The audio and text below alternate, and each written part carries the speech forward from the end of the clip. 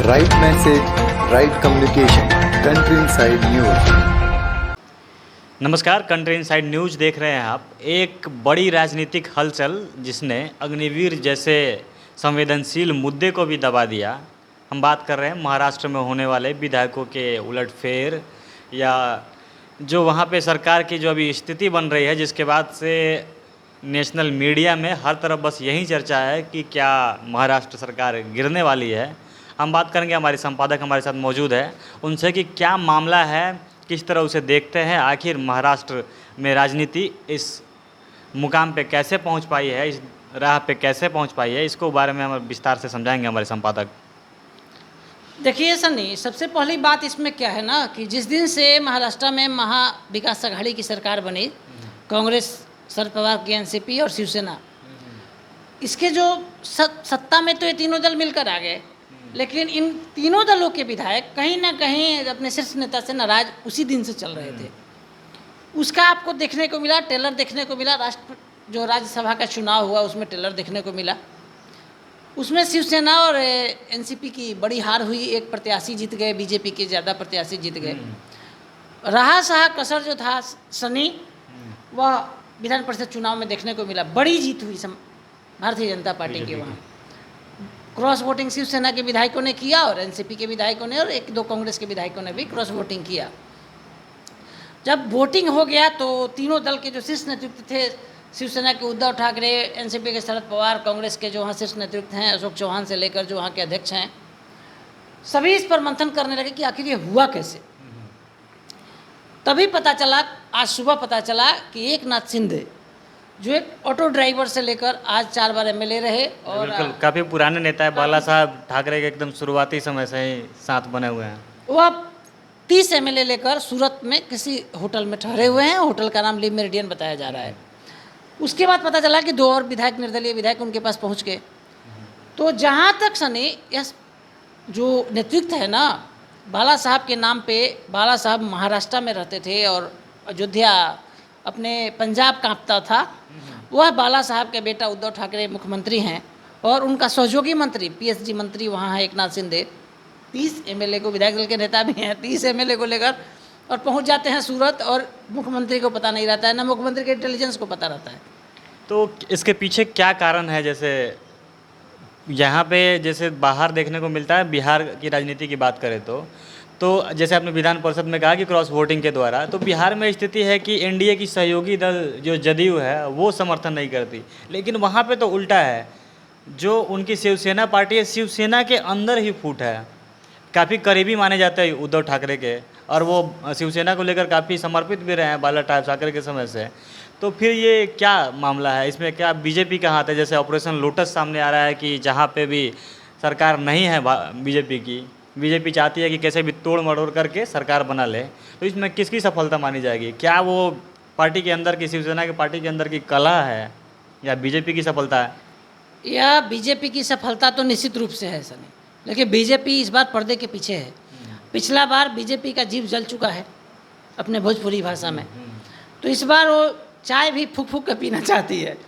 वह चाहती है स्पष्ट रूप से। आज जब 5-6 बजे के बीच में बात किए मुख्यमंत्री उद्धव ठाकरे और एकनाथ शिंदे के बीच जब टेलीफोनिक बातचीत हुई तो वो बोले कि आपने हिंदुत्व को लाइन को छोड़ दिया, बाला साहब ठाकरे की लाइन को छोड़ दिया, मैं शिवसेना नहीं छोड़ना चाहता हूँ। लेकिन दूसरा चीज़ ये भी तो बताया जा रहा है कि वो मतलब जब ऐसा ये गठबंधन बना था उस समय जो विधायक दल है उन्होंने इनको नेता चुना था सीएम कैंडिडेट के लिए, और उस समय उद्धव ठाकरे सीएम बने थे और उद्धव ठाकरे ने कहा भी है कि मैं कुछ कारण से, कुछ मंसूबा के कारण मैं ये बना था, मैं अपना सीट छोड़ने के लिए भी तैयार हूँ। तो क्या ये हिंदुत्व वाला मामला है या कुर्सी का मामला है? यहाँ कोई हिंदुत्व का मामला नहीं है। सोनिया गांधी और शरद पवार उद्धव ठाकरे को स्टंप के रूप में मुख्यमंत्री बनाना चाहते थे। एकनाथ शिंदे एक तेज तर्रार नेता थे, उनके साथ उद्धव ठाकरे और कांग्रेस के नेता वहाँ सफोकेशन महसूस करते। पहला बात रहा। दूसरा सबसे बड़ा बात रहा कि बड़ा कट्टर नेता माने जाते हैं एकनाथ शिंदे। अभी भी वो कह रहे हैं कि हम शिवसेना को नहीं छोड़े हैं।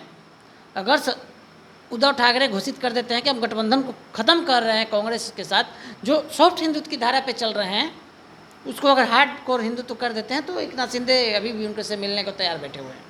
लेकिन उद्धव तो ठाकरे क्या अगर वो मतलब विचारधारा अपना बदलते नहीं है, साथ गठबंधन बना रहता है, लेकिन मुख्यमंत्री जैसे कुर्सी अब ऑफर कर दी है, तो क्या मुख्यमंत्री की कुर्सी के लिए वो तो नहीं मान देंगे? कभी एक नाथ शिंदे मुख्यमंत्री नहीं बनना चाहते हैं, मुख्यमंत्री नहीं बनना चाहते हैं एक नाथ शिंदे, और नहीं मुख्यमंत्री बनेंगे। हम कंट्री साइड पे ब्रेक कर रहे हैं इस बात को। जो उनके साथ एमएलए हैं ना, वो मराठवाड़ा विदर्भ के एमएलए हैं, वह कांग्रेस के और एनसीपी के विधायकों को हरा कर आए हैं। मराठवाड़ा में शरद पवार का ज़्यादा प्रभाव है, उनको हरा कर वो लोग शिवसैनिक आए हैं। वह नहीं चाहते हैं कि अगला बार जब चुनाव लड़ने जाए उनको असुविधा का सामना करने पड़े, वहाँ कंप्लीट उनकी हार हो। यह विधायकों की निजी मजबूरी है कि वो एक नाथ शिंदे के साथ खड़े हैं। यहाँ कोई पद का लोभ नहीं है, उनको पता है कि अगले बार हम एमएलए नहीं बनेंगे शिवसेना के साथ अगर जाते हैं तो। इसलिए वह चाहते हैं कि अब जो करना था, जो बीजेपी और शिवसेना में करवाट रहे, उसको उद्धव ठाकरे खत्म करें और बीजेपी से समझौता करें। उन लोगों का डिमांड है। अगर मतलब उस स्थिति में नहीं है, जैसे बीजेपी और शिवसेना की जो तलखी है, हमको नहीं लगता कि उद्धव ठाकरे कहीं से भी कॉम्प्रोमाइज़ करेंगे। अगर वो विचारधारा से कॉम्प्रोमाइज़ नहीं करते हैं, गठबंधन नहीं तोड़ते हैं, तो क्या लगता है आपको, सरकार रहेगी या गिरने वाली है? तब तो निश्चित रूप से सरकार गिरेगी सर। विधायक दल के नेता हैं, 32 एमएलए 35 एमएलए का कहा जा रहा है कि 35 एमएलए उनके साथ है, तब तो निश्चित रूप से आप मान के चलिए कोई सामदान दंड लगा दें, महागाड़ी सरकार संकट में है और सरकार गिरेगी। हाँ, निश्चित रूप से सर। तो फिर क्या समीकरण कैसे बनेगा, कैसे क्या बीजेपी का सरकार बनता दिख रहा है, किस आधार पे, मतलब कैसे गठबंधन अगर सरकार गिर जाती है, अभी तो बहुत इसमें आप देखेंगे खेल होगा। अभी तो सदस्यता खत्म करने की बात होगी, डराने की धमकाने की बहुत सारा बात होगी। फाइनल अभी एक सप्ताह बाद आपको सीन देखने को मिलेगा। अभी एक सप्ताह ही चलेगा, लंबा चलेगा सनी जी सर। तो जैसे मतलब जो चर्चा है नेशनल मीडिया में, क्या वैसा समीकरण बनता दिख रहा है कि बीजेपी वहाँ पे सरकार बनाने में फिर से सफल हो जाएगी? सनी, बीजेपी निश्चित रूप से चाहती है कि देवेंद्र फडणवीस के नेतृत्व में वहाँ सरकार बने, लेकिन कैसे उस आंकड़े तक कैसे पहुंचेंगे? संभवतः 153 विधायक चाहिए, 144 अभी भी इनके पक्ष में हैं, अगर 13 लोग इधर उधर हुए हैं। वैसे सनी कुछ निर्दलीय का समर्थन लेंगे, कुछ एनसीपी से आ जाएगा। सनी विधायक तो सरकार तो बनना तय है। अगर एक नाथ शिंदे के साथ 30 एमएलए है खड़ा, तो ये शिवसेना के लिए बहुत बड़ा इनके साथ ही गलत घटना घटा है।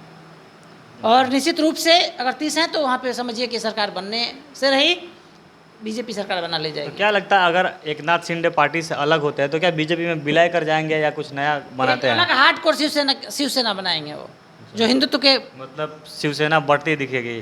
शिवसेना बटेगी, इसमें कहाँ आपको दिखता है? शिवसेना निश्चित रूप से बटेगी। और यह तो बाल ठाकरे साहब के बेटे हैं उद्धव ठाकरे, इनसे भी कमजोर आदित्य ठाकरे है, वो शिवसेना को संभाल नहीं पाएंगे, जो अभी की वर्तमान परिस्थिति दिख रही है। जी जी बिल्कुल, देखते हैं आगे क्या राजनीतिक परिदृश्य रहता है और आगे क्या होगा। हम फिर से उसके बारे में भी चर्चा हो गई, जो तमाम सरगर्मी और जो समीकरण बदलेंगे उसके बारे में हम तमाम जानकारी देते रहेंगे। कैमरामैन राजीव के साथ मैं Sunny Mishra, country inside news.